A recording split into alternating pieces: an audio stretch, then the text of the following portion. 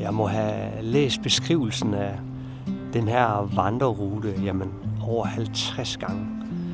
Og det var altid ordene som so skiltet og forsømt, jeg sad tilbage med. Nok til at vælge noget andet på trods af nærmest fuldstændig perfekt længde på godt 70 kilometer. Men sådan en dag, så var teksten ændret. Nu var det ord som lokale ildsjæle og genopstået, som jeg sad og læste. Nysgerrigheden var vakt, og jeg besluttede mig for at drage mod sydvest. Og hvad der ventede mig hen over de næste 3 dage, skulle blæse mig fuldstændig bagover.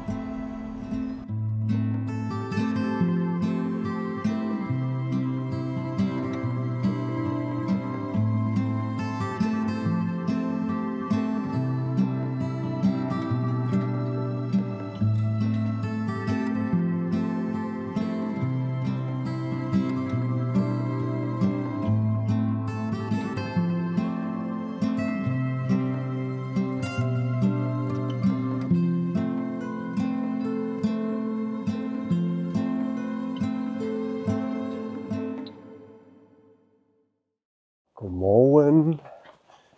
Det er den 17. marts 2025, og klokken er kun 4. Det er tidligt. Jeg er på vej ned til metroen, så er det hovedbanen, og derfra så er det afsted til Korsør. Jeg skal ned og vandre Lagunestien. Jeg går midt på Store Kongensgade. Der er ikke en eneste bil.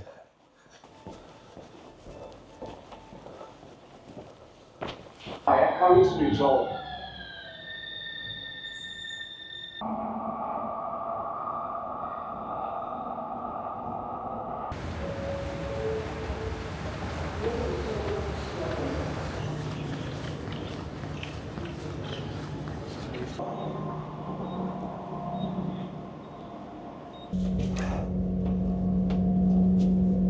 Vi er lige stået på toget her i København, og så farer vi ellers hele vejen over Sjælland, indtil vi rammer Korsør. Og det er her vandrestien den starter. Fra Korsør så bevæger vi os sydpå, ned over Skælskør, til Bisserup, Karrebæksminde, og så hele vejen til Næstved.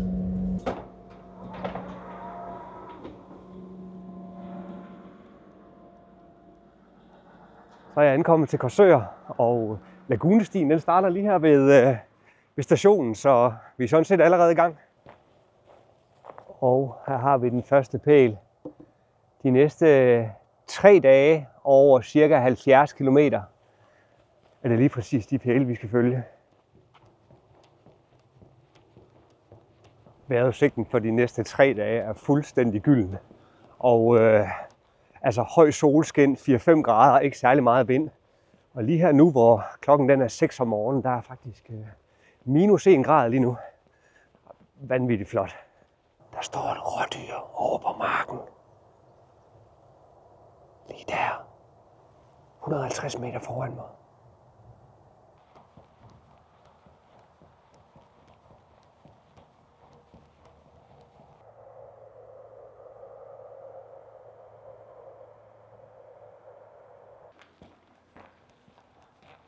Efter banegården, så kommer man ned under E45, og så begynder man ligesom at bevæge sig sydpå, og jeg er lige kommet ind i noget, som de kalder Byparken hernede. Så rigtig fin start på turen, og vejret er bare fuldstændig perfekt. Lagunestien her, som vi skal vandre hen over de næste 3 dage, den har jeg virkelig haft kigget på mange gange, men jeg har aldrig vandret den før. Og rent faktisk hele det her sydvestlige Sjælland, der er ikke særlig kendt, så jeg glæder mig helt vildt.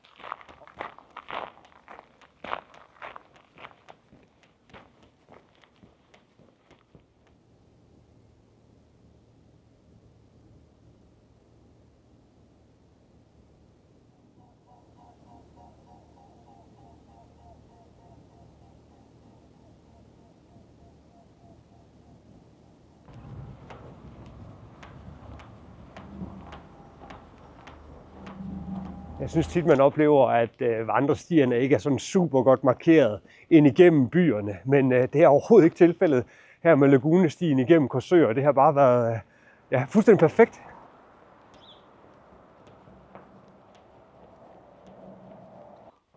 Jeg er kommet ned til Korsør Nord og går her langs bredden nu.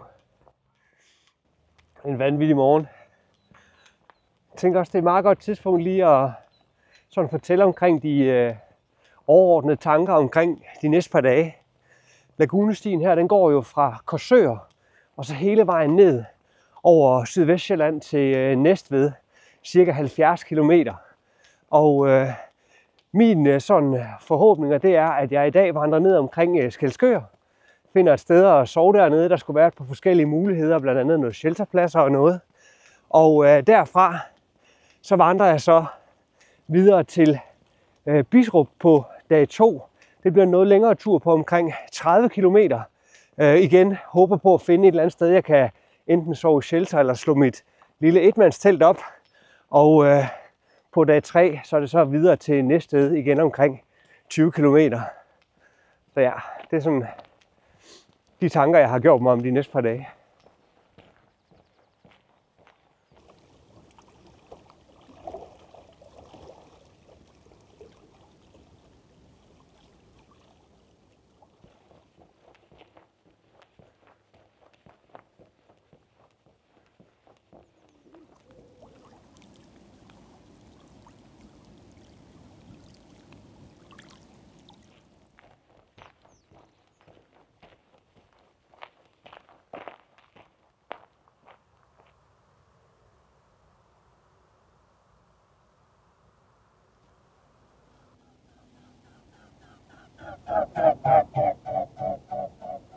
Wow. Jeg fløj godt nok lige ind over den svane der.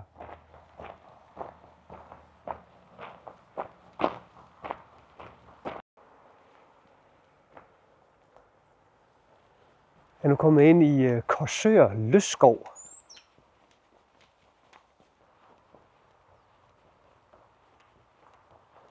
Det dufter helt vildt af ramsløg, og det er der en grund til, vender lige kameraet.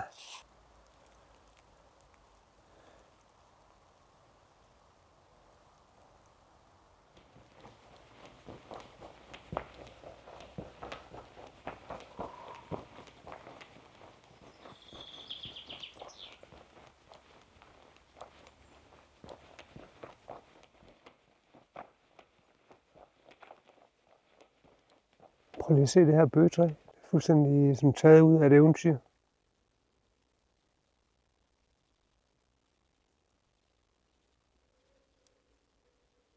Fantastisk.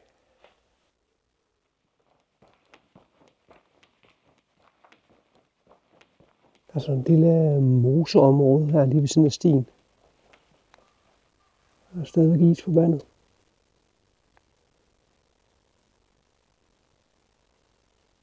Der er så meget gang i fuglene her, og de virker ikke rigtig til at være skræmt over mig. Jeg havde 2 musvitter, som lige fyrede den totalt af, 2 meter frem mig. Kæmpe show.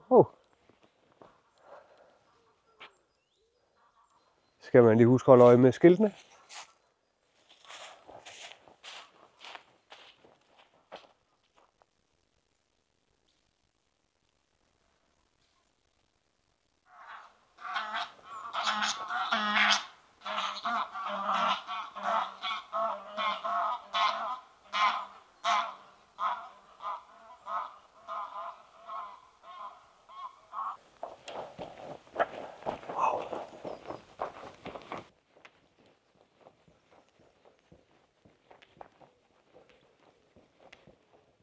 Kommer vi ud. Første kig til Storebælt.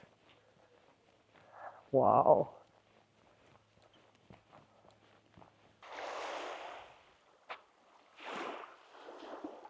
Storebælt ser simpelthen for vild ud. Smuk syn. Men det er nordpå. Vi skal sydpå.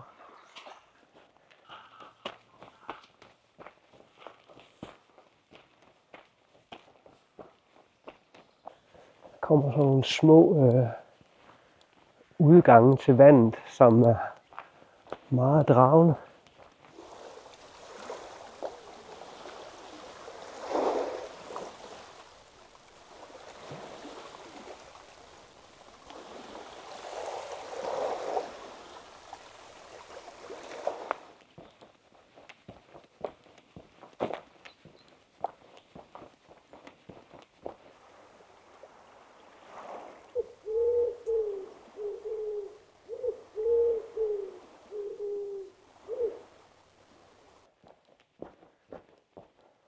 Klokken er blevet 9:15, og hold da op, man er blevet forkælet her fra morgenstunden. Det er helt vildt. Og lige når jeg kommer ud af skoven her, så op til venstre, så ligger der er et hotel deroppe, og der vil jeg gå op og se, om jeg kan få lov til at købe mig en kop kaffe. Så ja, det er været tid til dagens første pause.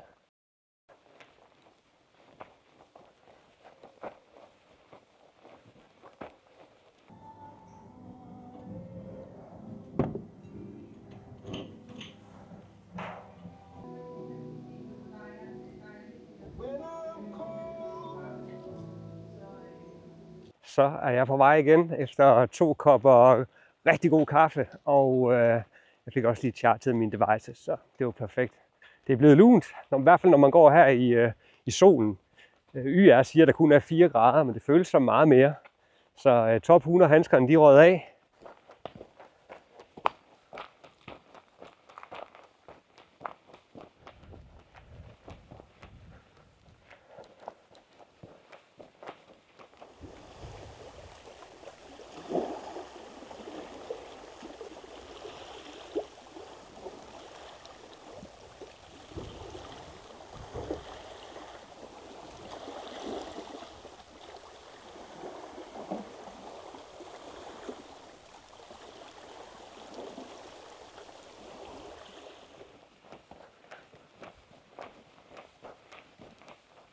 Cirka 300 meter fremme. Der står der et rådyr og hygger sig lige i skellet. Jeg kan høre, der er rigtig mange fasaner også. Jeg må da have handskerne på igen. Den er crisp stadigvæk. 1-2 grader. Det er det samme, man kommer væk fra solen, så bider den lidt.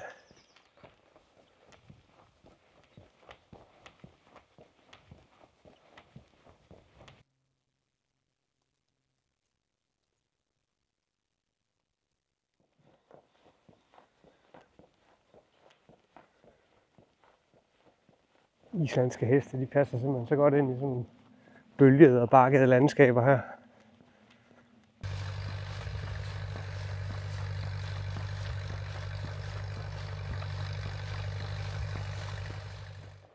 Jeg havde set ind på Lagunestiens hjemmeside, at jeg ville komme forbi et navngivet egetræ her en 14-15 kilometer inde. Og det er det, jeg står ved her, H.C. Branders egetræ, dansk forfatter.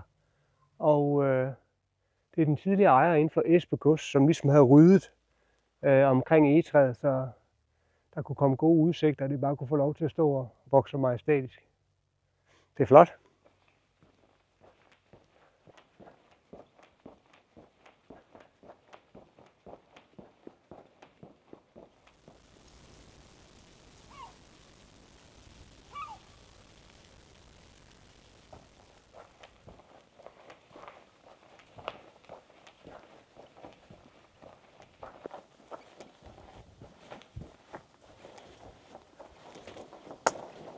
Jeg er kommet ned fra de små landeveje og så helt ned til vandkanten nu.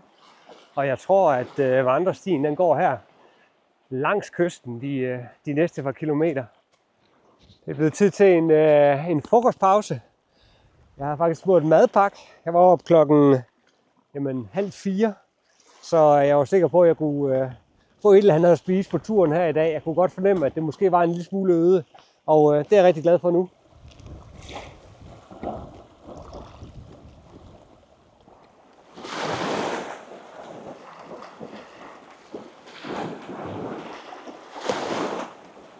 Prøv at se det her flotte stigendige, som man går parallelt med. Man fornemmer virkelig historiens vingesus hernede. Wow, nu kan jeg se, at det bliver bare ved og ved. Det bliver faktisk større. Der er stadigvæk høj solskin, og der er kommet en lille brise. Jeg ved ikke, om I kan fornemme det derude, men der er kommet lidt bølger på Storebælt. Men fuldstændig magisk vandredag her midt i marts måned.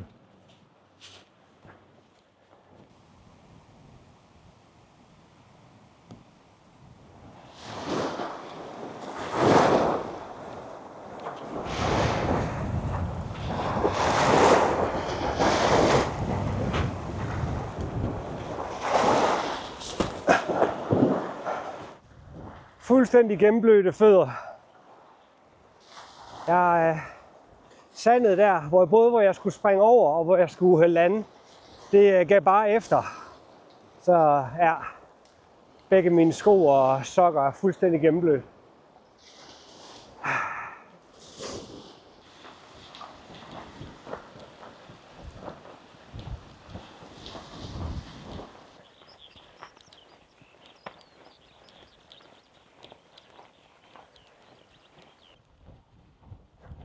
Jeg bevæger mig igennem Lindeskov Overdrev nu, og ude i horisonten derude, der kan jeg se Kobæk Strand.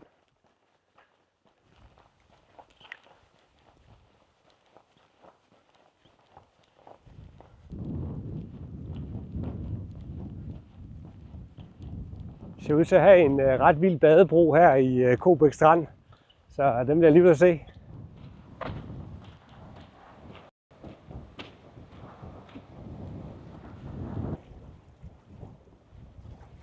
Så er jeg herude på badebroen i Kobæk Strand, nyder udsigten, og derovre har vi Agersø, og så når jeg panorerer lidt til højre, så har vi Storebælt derude, og så får man jo faktisk et super godt billede af hele dagens rute. Vi startede i Korsør klokken 6 i morges, og så er vi ellers bare fuldt kysten og lagunerne hele vejen. Omkring 20 km penge her til Kobæk Strand.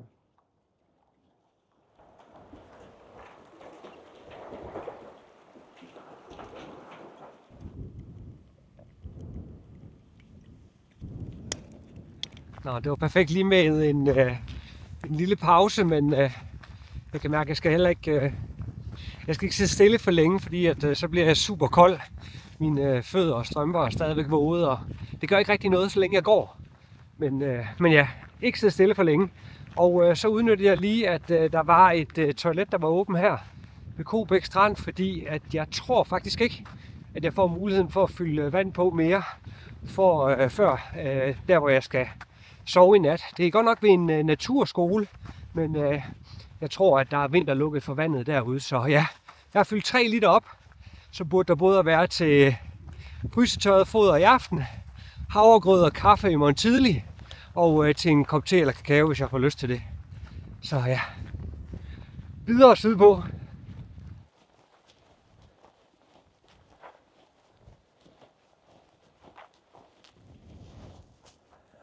Der er en fed stemning her.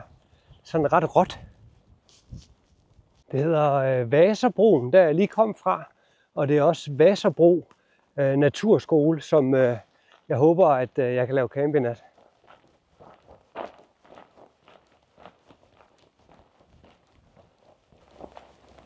Så er jeg kommet frem til Vaserbro Naturlejrplads. Der er en masse shelter, der er et lille bålhus og en masse fantastisk natur lige omkring. Og det her det bliver mit hjem for i nat.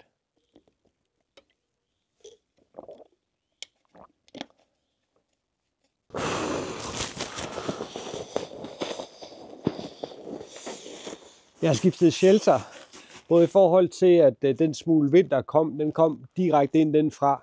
Så den ville komme ind i det shelter, som jeg egentlig havde tænkt, jeg ville være i. Men det var bare fordi, det var lækkert at sidde der, fordi solen ramte lige på. Men så også fordi, at jeg har lagt mærke til, at der faktisk er en masse småsten. Bitte små sten. Jeg ved ikke, om de blæser ind, og der var rigtig mange af dem derovre. Og det sted, hvor der var allermindst af det var lige præcis i det hjørne herovre. Det skulle blive ned til ned til frysepunktet i nat, så jeg kører dobbelt sovepose. Jeg har min 60 sæson, og så min sommersovepose, som jeg kommer ind i, så skal det nok gå. Så er the night quarters klar. Det er så småt blevet tid til at tænke på aftensmaden, og det bliver den gode pasta bolognese fra Turmat. Det smager faktisk vildt godt, og den her den vejer ingenting. Så den er jeg blevet ret stor fan af her på de sidste mange ture. Så ja, så skal der bare koges noget vand og hældes i, og så skal der have lov til lige at hydrere, og så er der aftensmad inden for ikke så længe.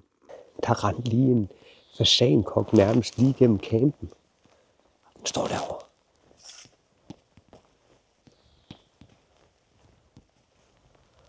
Lad mig lige vise jer på kortet, hvad vi har været igennem i dag.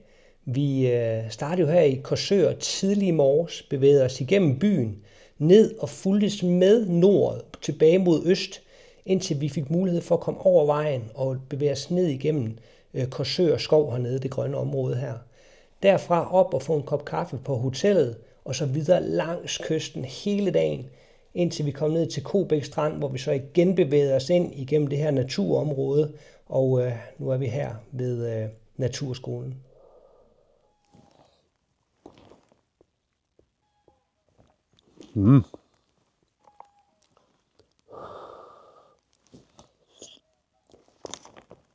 Jeg kan mærke, at der går ikke super længe, før jeg falder i søvn, så tusind tak for i dag, og vi ses i morgen. Godmorgen. Det er dag 2 på Lagunestien. Klokken den er 5:30, og jeg har virkelig sovet godt.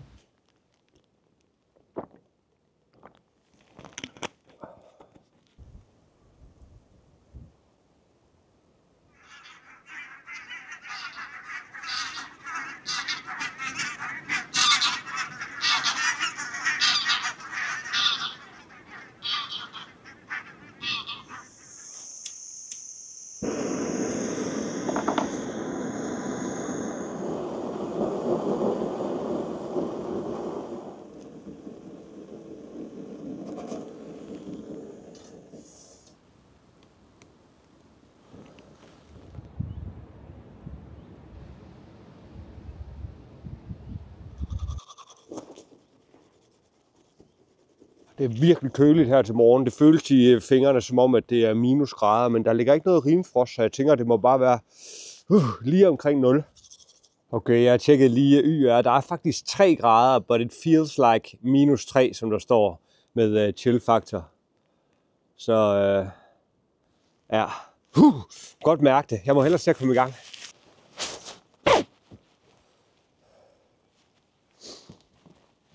Så blev det dag 2 på Lagunestien. Klokken er 6:15, og det er en virkelig smuk og rigtig, rigtig crisp morgen.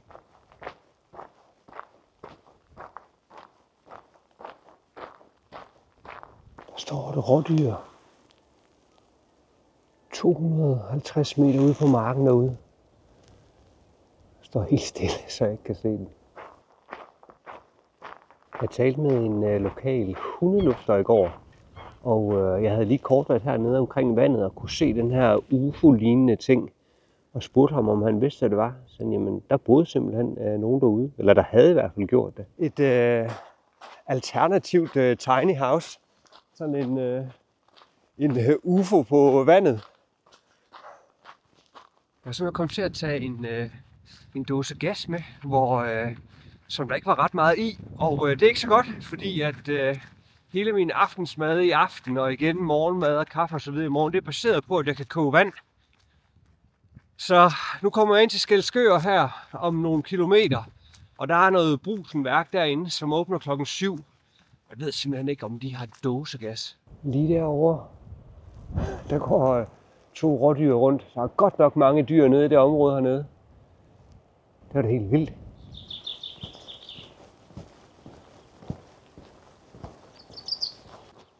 Jeg går igennem noget kæmpe frugtplantage her. Er det æbler? Sagde jeg lige hej til en lokal hundelufter. Super sød. Hun fortalte mig, at det var en del af den gamle Skælskør frugtplantage. Og det faktisk primært var pærer og kirsebær og blåbær, men der var vist også nogle æbler. Så okay, kæmpe område. Jeg er nu kommet ind i Skælskør.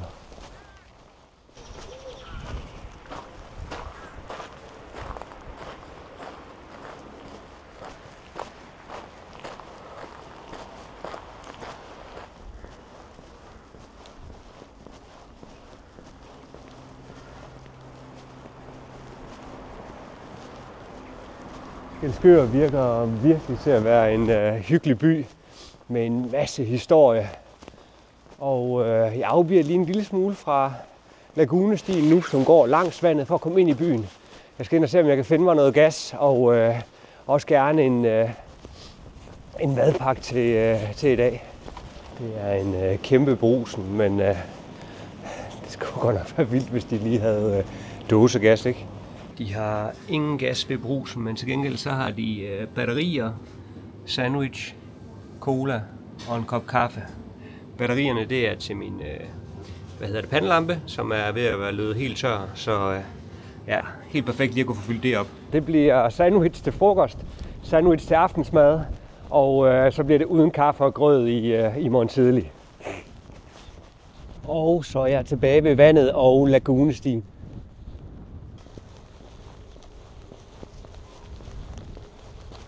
Så er jeg på vej ud af Skælskør på en lille cykelsti her. Skælskør, der var totalt hyggeligt.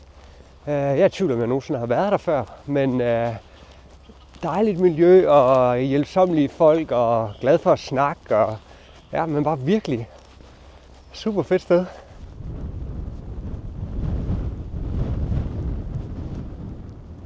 Jeg er nu kommet frem til Borreby Herregård. Wow!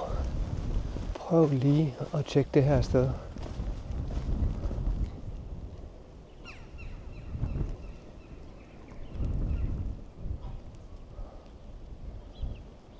Fuldstændig taget ud af et eventyr. Wow. Så. Har du fanget en fasan? Er du dygtig?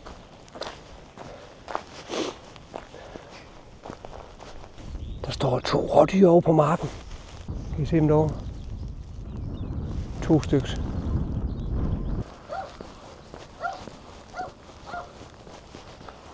Chef kommer nu til Magleby.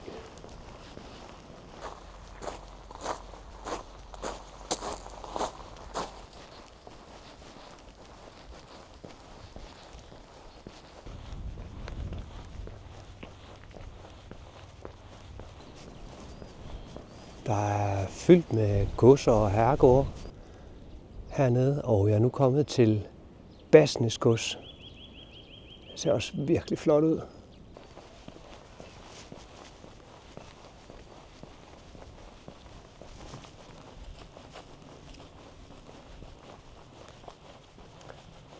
så lige en rød glinte deroppe over træerne. De er simpelthen så smukke, og nu er vi tilbage nede ved vandet igen.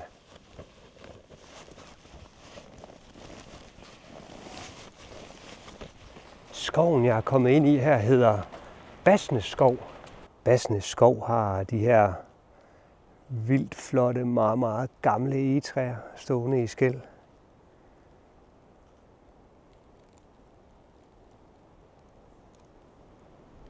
Jeg undrede mig lige over, at der var sådan flere kryds, hvor der ikke rigtig kom nogen skilte. Og som det plejer at være på en rigtig godt skiltet rute som det her, så er det fordi, at jeg var gået forkert. Jeg skulle slet ikke have været ind i Basnes skov. Jeg skulle bare have vandret med vandet hele vejen rundt, så jeg må lige backtrack her. En kilometers penge eller et eller andet. Hver gang jeg ser en skov, ikke, så bliver jeg bare suget derind. Og tilbage på stien igen.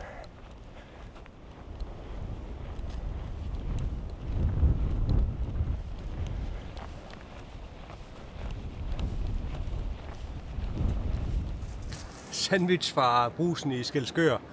Det er voksne sandwich hernede.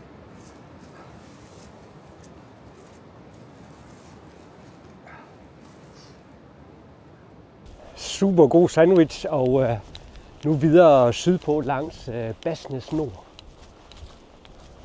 Det ser måske ikke umiddelbart ud af så voldsomt meget, men de her hvidtjørn her, de er ældgamle for at nå den størrelse her. Wow!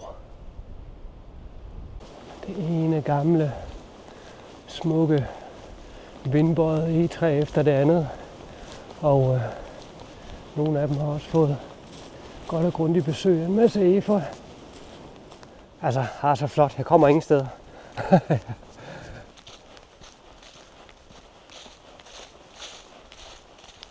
Så er jeg tilbage i Bassenes skov, og den her gang, der er det rent faktisk meningen.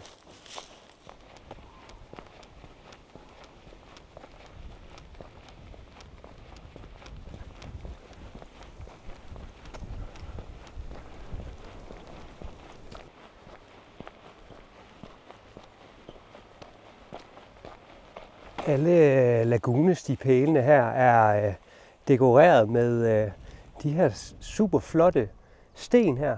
Og jeg læste inde på hjemmesiden, at det var sten, der var lavet af besøgende på Keramikfestivalen tilbage i 2022. Så hver eneste sten har sådan en lille personlig historie at fortælle. Det er meget hyggeligt. Der er en rød glente derude. Flyver den ind over skoven derovre. Det er den anden røde glente, jeg ser i dag. De må have mange af dem herude på Vestsjælland. Ej, hvor fedt.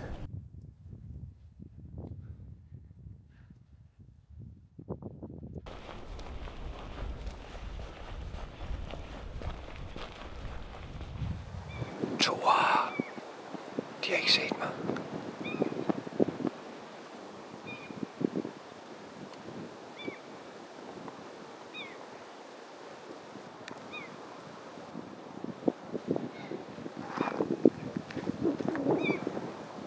Jeg er nu kommet til Ørslev Kirke.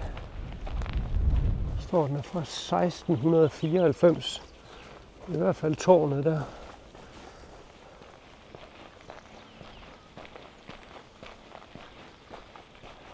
Fire dårdyr. Nu flygter de. De kunne høre mig. Nede ved skellet mellem marker og noget siv dernede.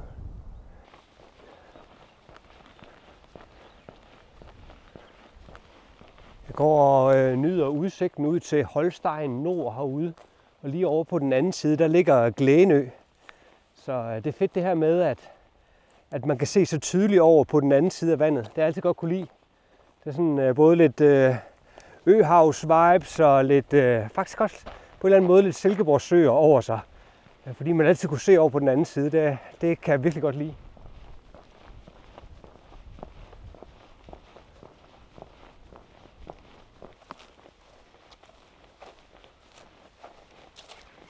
Jeg læste lige på infotavlen lige herovre, at Holsteinborg her, familien der havde stedet, var super gode venner med H.C. Andersen. Og i en årrække tilbage i slutningen af det 18. århundrede, der var han hernede 17 gange. Og der er rigtig mange af eventyrene, som er med inspiration herfra. Og han besøgte også familien en masse gange i København. Sikkert et sted.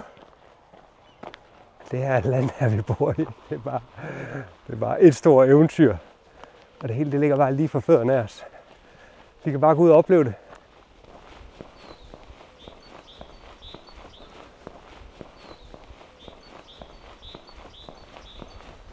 Jeg kommer nu ud af Rude Skov og ind i Bisserup, og faktisk så drejer stien til højre direkte ind i skoven på vej ned mod vandet.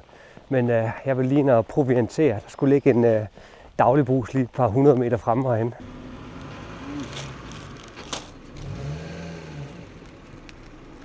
Det blev til en lille kagepause hen ved den lokale brus her i Bisserup. Hyggelig lille by i øvrigt. Og så fik jeg lige fyldt vandflaskerne op og købt en Starbucks kaffe, så lidt kaffe får jeg der i morgen tidlig. Og nu går turen igennem skoven, og så kommer vi ned til vandet igen.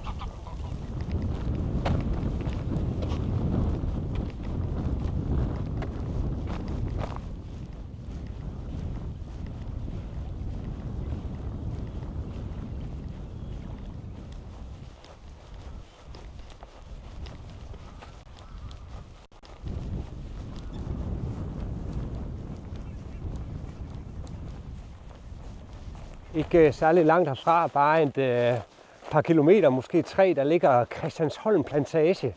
Og der har jeg planer om at skulle sove i nat. Og jeg har ikke rigtig kunne finde ud af, om der bare var en primitiv teltplads, eller om der var et shelter, fordi på nogle af siderne så det ud, som om der var et shelter. Så måske bliver det til, hvad kan man sige, fast hytte i nat, i stedet for at jeg skal til at slå telt op. Det gad jeg faktisk rigtig godt, hvis der var et shelter. Så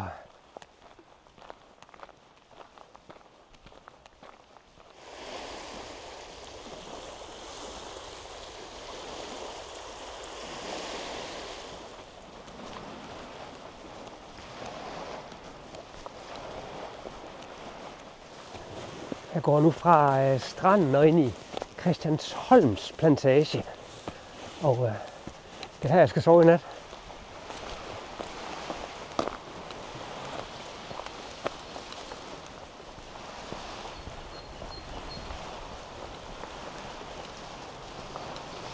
Jeg går her parallelt med Storebælt, ret højt op. Og der er simpelthen den vildeste stemning. Der er ældgamle fyrretræer, ældgamle poppeltræer. Det er ligesom at gå på sådan en eventyrsti. Og jeg tror ikke, der går så lang tid, så skal jeg dreje ind til venstre. Og så skulle der ligge en, det kan være det her, så skulle der ligge et sted derinde, hvor jeg kan lave lejr.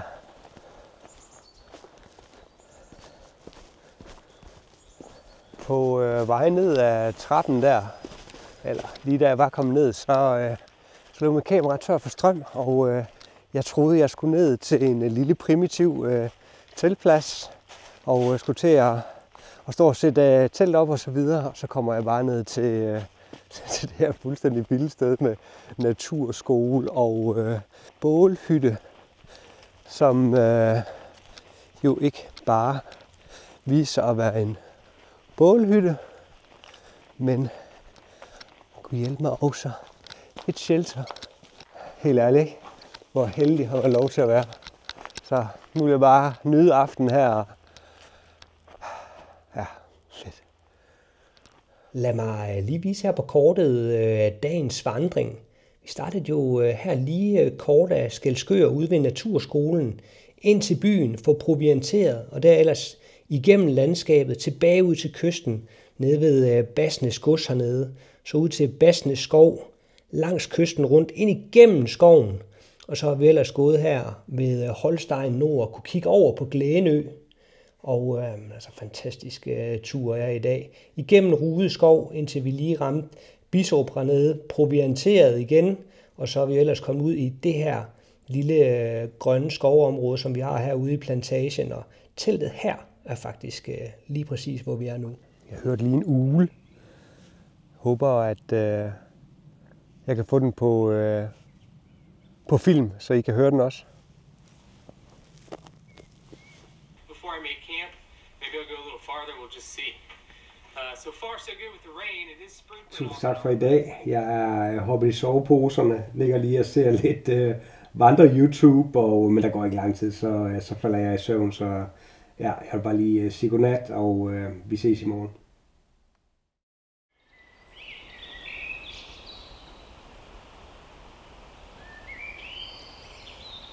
Godmorgen alle sammen. Det er dag 3 på Lagunestien. Klokken den er 6:20. Jeg har sovet super godt, og jeg står lige i gang med at få min lidt alternativ morgenkaffe. Jeg har næsten pakket sammen allerede, så om en 10 minutters tid, så er det på vej afsted sydpå mod Næstved, og det ser ud til at blive en fantastisk dag. Der er lidt blå himmel allerede, og masser af fugle, der kommer ind over, så ja, det tager da godt.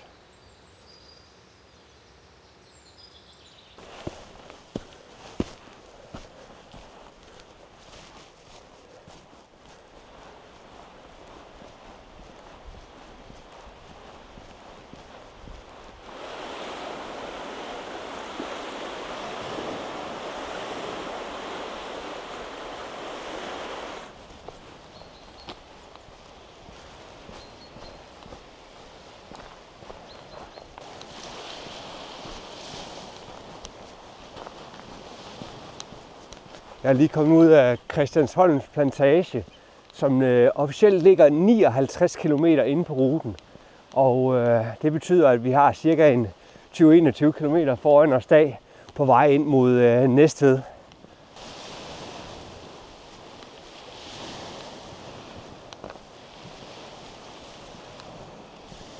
YR fortæller mig, at det er 4 grader i dag med en chill-faktor, som gør, at det er svaret til frysepunktet. Jeg kan godt mærke det i fingerspidserne. Det er crisp.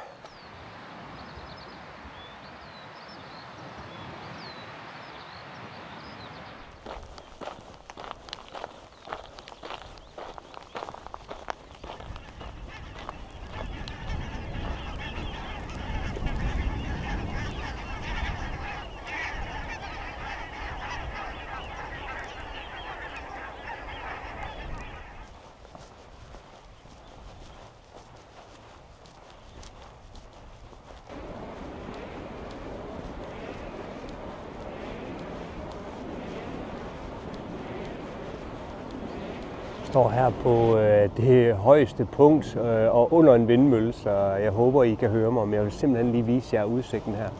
Og se helt derude i horisonten, der har vi Femø og Fejø. Og herover, når vi drejer lidt rundt, så kommer Knudshoved Odde derovre. Og her fortsætter stien. Det er den vej, vi skal ned af. Og inden for så længe, så rammer vi Karrebæksminde.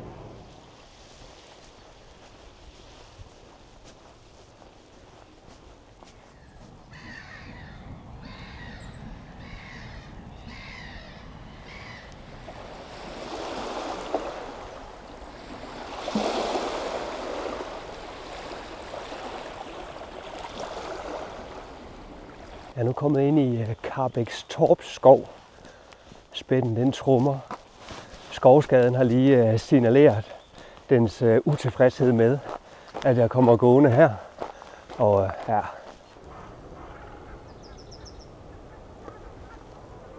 Kæmpe gåsetræk.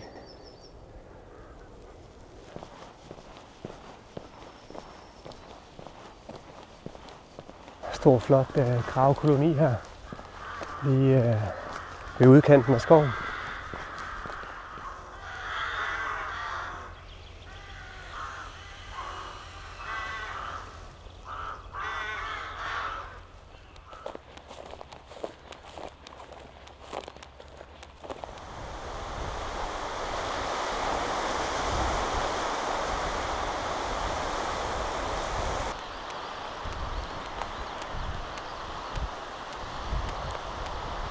Vi er nu kommet til Karrebæksminde.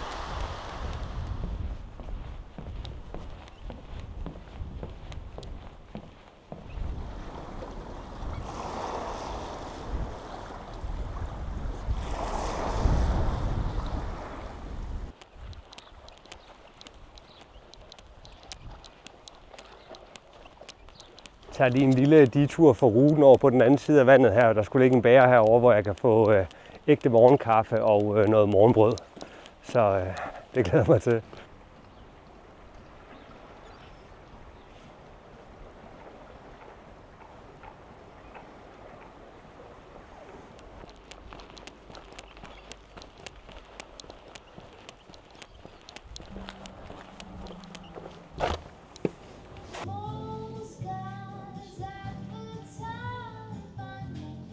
Så er batterierne ladet op, og kaffetørsten slukket, og nu går det nordpå ind mod Næstved. Vi kommer til at vandre langs Karrebæk Fjord og gå og kigge over på Gavnø. Så er der faktisk kun lige godt 10 km tilbage af det her lille 3-dages vandreeventyr her. Bare med at gå og suge ind nu.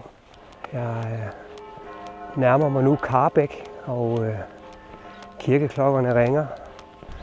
Flaget er kun nået halvvejs op. Det er altid sådan en særlig stemning og tid til eftertænksomhed. Eftertænksomhed og taknemmelighed.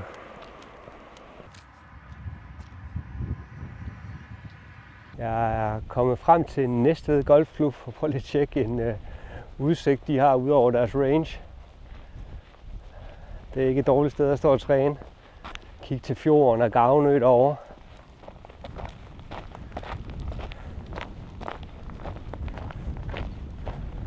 Så er vi kommet frem til, at fjorden bliver til det her indløb ind til Næstved.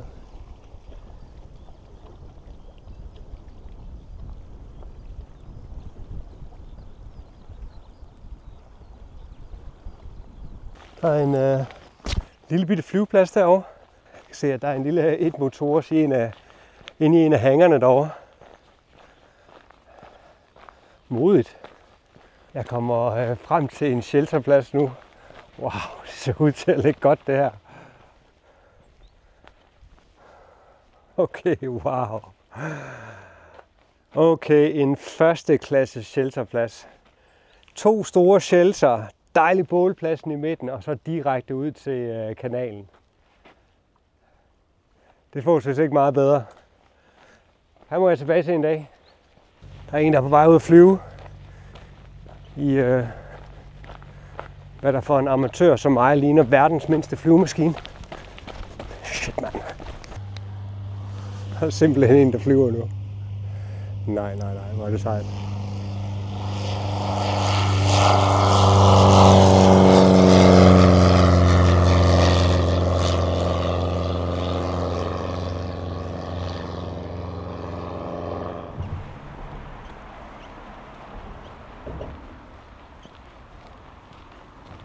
Klokken er blevet lidt i 1, der er fuldstændig blå himmel, og jeg går her langs kanalen ind til Næstved. Jeg ved ikke, hvor varmt der er, jeg ikke lige tjekket, men det føles som 10 grader eller sådan noget. Det er det vildeste vandrevejr.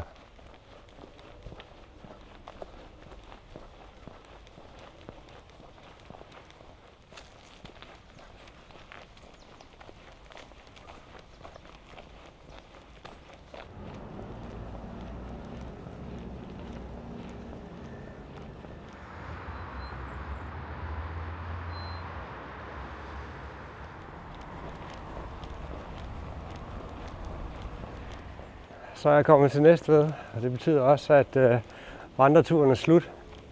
Det har været den fedeste tur. Og ja, jeg håber, I nyder at se med. Jeg er i hvert fald super taknemmelig for, at I har brugt tid på at tage med på tur. Og nu vil jeg op og finde banegården, tage toget hjem, og så vil jeg planlægge mit næste eventyr. Så håber jeg bare, at I har det rigtig godt så længe.